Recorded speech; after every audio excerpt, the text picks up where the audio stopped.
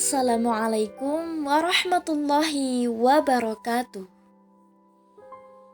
Pada bagian awal ini, saya akan menjelaskan tentang dimensi ajaran Islam dan peran tasawuf sebagai landasan pembahasan kita.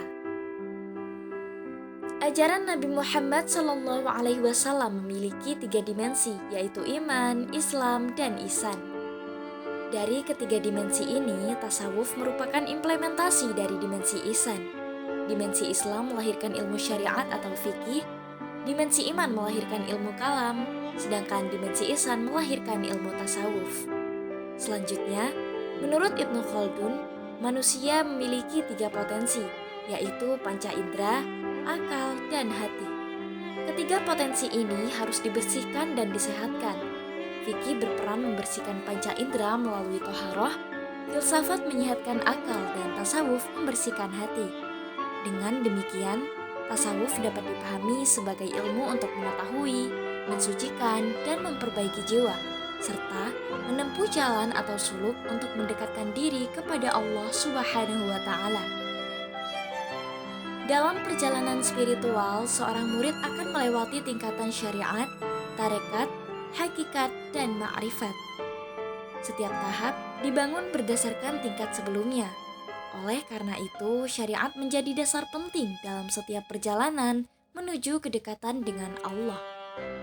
Setelah memahami peran tasawuf, selanjutnya kita masuk pada pembahasan syariat.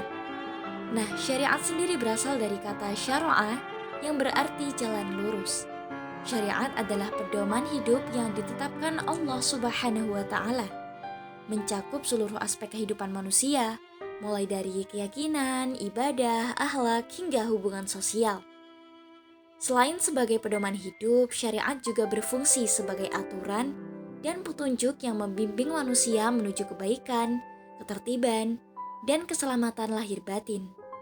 Syariat menumbuhkan kesadaran, keikhlasan, disiplin, serta harmonisasi hidup dengan Allah, diri sendiri, dan sesama manusia. Dalam tasawuf, syariat menjadi pondasi awal sebelum menapaki tarekat, hakikat, dan ma'rifat. Pelaksanaannya harus didasari ilmu, amal nyata, dan keikhlasan hati. Tanpa syariat, perjalanan spiritual tidak memiliki arah, sehingga hakikat dan ma'rifat tidak dapat dicapai secara benar dan seimbang. Pengertian: tarekat berasal dari kata torikoh yang berarti jalan atau metode spiritual. Ini adalah jalur khusus yang ditempuh seorang sufi untuk mendekatkan diri kepada Allah Subhanahu wa Ta'ala hingga mencapai keadaan batin atau wusul, dilakukan di bawah bimbingan seorang mursyid agar tidak tersesat.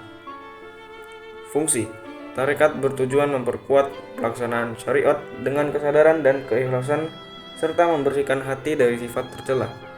Metode pembinaan mencakup zikir berkesinambungan, latihan rohani, riyadoh, perjuangan melawan hawa nafsu, mujahadah, dan introspeksi diri. Kedudukan: tarekat merupakan tahapan kedua setelah syariat dan sebelum hakikat. Seorang syalik melewati tingkatan spiritual, maqamat, seperti taubat, sabar, ridho, zuhud, mahabbah, hingga makrifat. Awalnya bersifat individual, kemudian berkembang menjadi ajaran terstruktur dengan metode silsilah dan organisasi tasawuf. Pengertian hakikat berarti kebenaran atau realitas sejati, seakar dengan al-haq. Dalam tasawuf, hakikat adalah resepsi batin terhadap realitas ilahi dan makna terhadap dari pengalaman syariat serta perjalanan tarekat. Fungsi hakikat menyucikan ruh agar mampu menyaksikan kebenaran Allah Subhanahu wa Ta'ala. Amal hakikat melengkapi amal syariat dan tarekat. Syariat memperbaiki perilaku lahiriah, tarekat membersihkan hati, dan hakikat menyehatkan ruh serta menumbuhkan kesadaran mendalam akan Allah. Ahli hakikat beribadah karena cinta, ketaatan, takut, dan harap kepada Allah, bukan untuk imbalan. Kedudukan atau hubungan dengan syariat, tahap ketiga setelah syariat dan tarekat. Sebelum ma'rifat, syariat dan hakikat saling melengkapi. Syariat adalah pohon, hakikat adalah buahnya.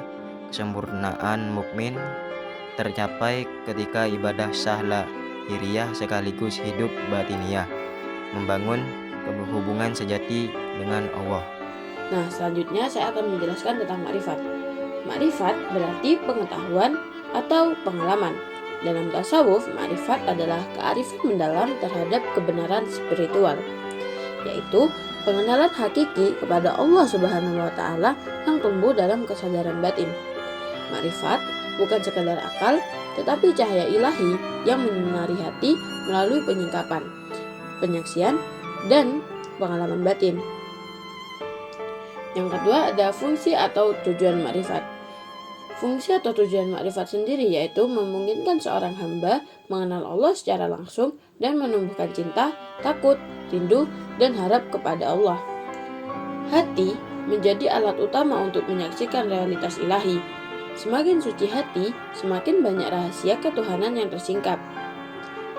Nah, yang ketiga ada kedudukan makrifat. Makrifat sendiri merupakan puncak perjalanan spiritual setelah syariat, tarekat, dan hakikat. Dengan makrifat, seorang sufi mencapai kedekatan sejati dengan Allah, ketenangan batin, keyakinan, dan hubungan yang cinta mendalam dengan Tuhannya. Nah, adapun proses pencapaian makrifat sendiri ada 3. Yang pertama, takhalli.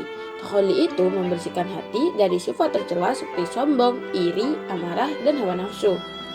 Salik atau orang yang menjalani perjalanan spiritual belajar melepaskan ikatan duniawi dan membersihkan hati dari noda batin. Yang kedua ada tahalli. Tahalli itu menghias diri dengan akhlak mulia dan ketaatan, menumbuhkan sifat sabar, ridho, zuhud, mahabbah, serta konsisten dalam ibadah dan amal baik.